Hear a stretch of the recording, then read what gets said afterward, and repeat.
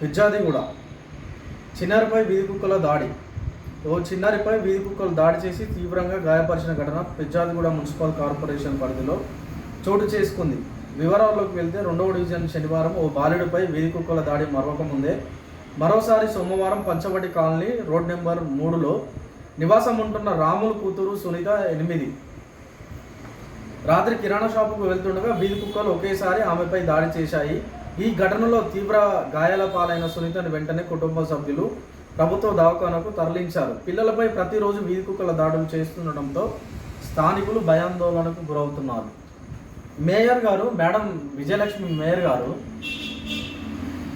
ఇలాంటి వార్త చిన్నల పిల్లల మీద దాడులు, వీధి కుక్కలు దాడులు చేసేటువంటి వార్తలు నేను రోజుకు ఒకటి చూపిస్తాను మేడం. మీకు పక్క ఆధారాలతోటి కనీసం రోజు ఒక్కటి చూపిస్తా, 1 నుంచి 2 చూపిస్తా. వీధి కుక్కల దాడులు పిల్లల మీద కానీ పెద్దల మీద కానీ.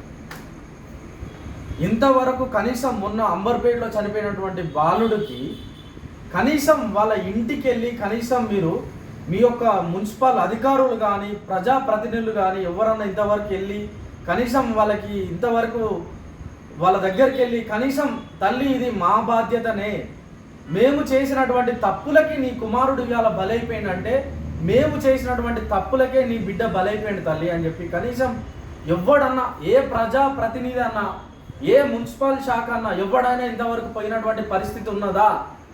మన తెలంగాణ రాష్ట్రంలో ఉన్నటువంటి ప్రతి ఒక్క శాఖ ఇంతేనండి. తెలంగాణ రాష్ట్ర ప్రజలారా మీరు ఒక్కసారి గుర్తుపెట్టుకోండి. ప్రతి ఒక్క శాఖ కూడా ఇవాళ మున్సిపల్ శాఖ కానీ, విద్యారంగం కానీ, వైద్య రంగం కానీ, ఎలక్ట్రిసిటీ డిపార్ట్మెంట్ కానీ, రెవెన్యూ డిపార్ట్మెంట్ కానీ, దాంట్లో ఏదన్నా మనకి ఎవడన్నా సస్తే కానీ, ఎవడన్నా చనిపోతే కానీ వీళ్ళ దాకా రిపోర్ట్లు రావు. వీళ్ళు కనీసం ఏ రోజు కూడా వీళ్ళు ఎప్పుడు కూడా పని చేయడానికి సిద్ధంగా ఉండరు. మేము రోడ్లు వేసినాం, మేము దోమల మందు కొట్టినాం, మేము అది చేసినాం, ఇది పొడి చేసామని చెప్తావు కదా కేటీఆర్. ఇంతవరకు నీకు మన హైదరాబాద్ మున్సిపల్ మేయర్ గారిని సస్పెండ్ చేసే దమ్ము నీకు ఉన్నదా? మన హైదరాబాద్ అంబర్పేటలో ఎవరైతే ఆ మున్సిపల్ అధికారులు ఎవరైతే ఉన్నారో అక్కడ ఉన్నటువంటి మున్సిపల్ అధికారులను సస్పెండ్ చేసేటువంటి దమ్ము నీకుందా కేటీఆర్?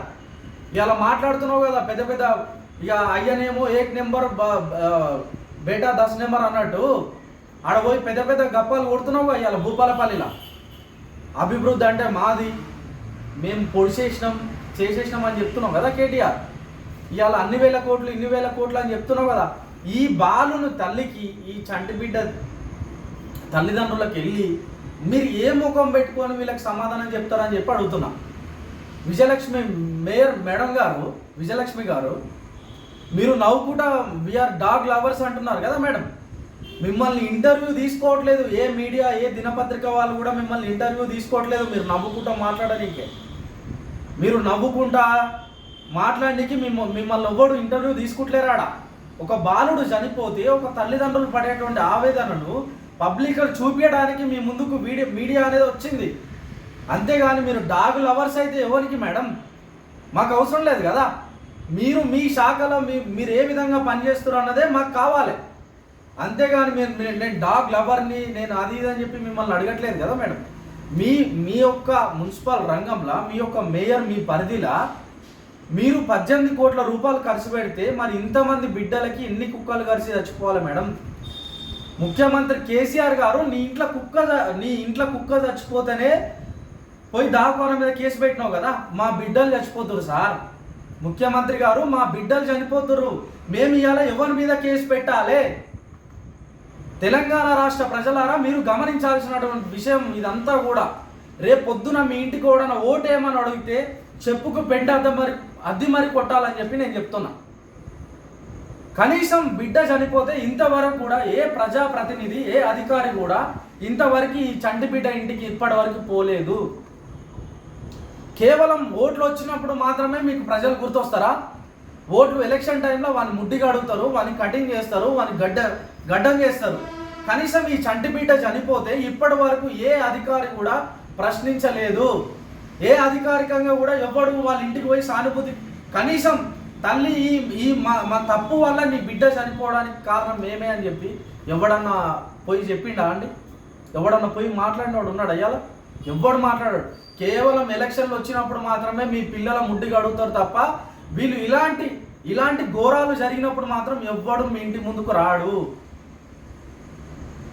ఎవడన్నా ప్రశ్నిస్తే వాని మీద కేసులు పెట్టాలి, అక్రమ కేసులు పెట్టాలి, అక్రమంగా బనాయించాలి, వాడిని లాకప్ వేయాలి, లాకప్ డెత్ చేయాలి. ఇది తెలంగాణ రాష్ట్ర ప్రజలారా గమనించండి.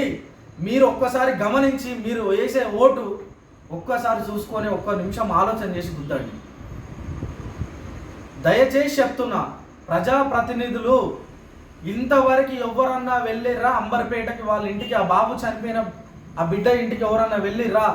దయచేసి చెప్తున్నా, తెలంగాణ రాష్ట్ర ముఖ్యమంత్రి గారు వెంటనే మున్సిపల్ శాఖకు కూడా చెప్తా ఉన్న కేటీఆర్ గారు, మీరు కూడా వినాలి. ఇది ఇవాళ విజయలక్ష్మి మేడం గారిని వెంటనే సస్పెండ్ చేయాలి. అంబర్పేటలో ఉన్నటువంటి ఎవరైతే మున్సిపల్ అధికారులు ఉన్నారో వాళ్ళని కూడా తక్షణమే వాళ్ళని కూడా వాళ్ళని సస్పెండ్ చేయాలని చెప్తున్నా. మల్కాజ్గిరిలో 2 ప్రాణాలు కేవలం ఒక వారం పరిధి లోపల యువన్ అనే అబ్బాయి, మిర్జాలగూడలో ఇంకొక అతను చనిపోయాడు. మీ యొక్క తప్పుల వల్ల, మీ యొక్క నిర్లక్ష్యం పనుల వల్ల ఎంతోమంది బిడ్డల ప్రాణాలు కోల్పోతున్నారు సార్. మీ యొక్క నిర్లక్ష్యం వల్ల సుమేధ, మన ఏసునగర్ నేరమెట్లో ఒక సుమేధ అనే చంటి బిడ్డ చిట్టి తల్లి చనిపోయింది. మీ యొక్క నిర్లక్ష్యం వల్ల ఫెన్సింగ్ చక్కగా లేక యువన్ అనే బాబు మొన్నటి 15 నుంచి 20 రోజుల క్రితం యువన్ అనే బాబు చనిపోయింది సార్. మీ యొక్క మున్సిపల్ నిర్లక్ష్యం వల్ల ఇక్కడ మిర్జాలగూడలో మాన్యువల్ తెరిచిపెట్టినందుకు ఒక యువకుడు, 20 సంవత్సరాల యువకుడు చనిపోయాడు. ఇట్లా రోజుకి కనీసం 5 నుంచి 6 చనిపోతారు సార్. కేటీఆర్ గారు మేము అది చేసినాం, ఇది చేసినాం, వేల కోట్ల రూపాయలు నిధులు అవి అని చెప్తారు కదా సార్. కనీసం ప్రజల ప్రాణాలంటే లెక్క లేకుండా ఉంటే మరి ప్రజలు ఎవరికి చెప్పుకోవాలి, ఎవరి దగ్గరకు పోవాలి సార్? దయచేసి ఇప్పుడు ఎవరైతే ఆ స్థానికంగా ఉన్నటువంటి మున్సిపల్లో ఎక్కడైతే వాళ్ళకు ప్రజలకు ఇబ్బంది అవుతుందో తెలంగాణ రాష్ట్ర ప్రజలారా మీరు కూడా కాస్త ఆలోచన చేయండి. ఎవడైతే అక్కడ మున్సిపల్ అధికారికంగా ఎవడైతే సరిగా పనిచేస్తలేడో వాని మీద ఖబర్దార్ వెంటనే పోలీస్ స్టేషన్లో కంప్లైంట్ ఇవ్వండి. మీ స్థానిక ఎమ్మెల్యే సరిగా పని చేయకపోతే అక్కడ ఉన్నటువంటి మీ ఐఏఎస్ కలెక్టర్ గారికి కానీ లేదంటే సీఎం ఆఫీస్కి ఒక ఫోన్ కొట్టండి, లేదంటే ఒక ఉత్తరం రాసి వాళ్ళకి పంపించండి. ప్రతి ఒక్కరిని ప్రశ్నించేటువంటి హక్కు చట్టాలు మాకు ఉన్నాయి. దయచేసి ఈ యొక్క అబ్బాయికి న్యాయం జరగాలని చెప్పి కోరుకుంటాం అన్న మేము, అంతే.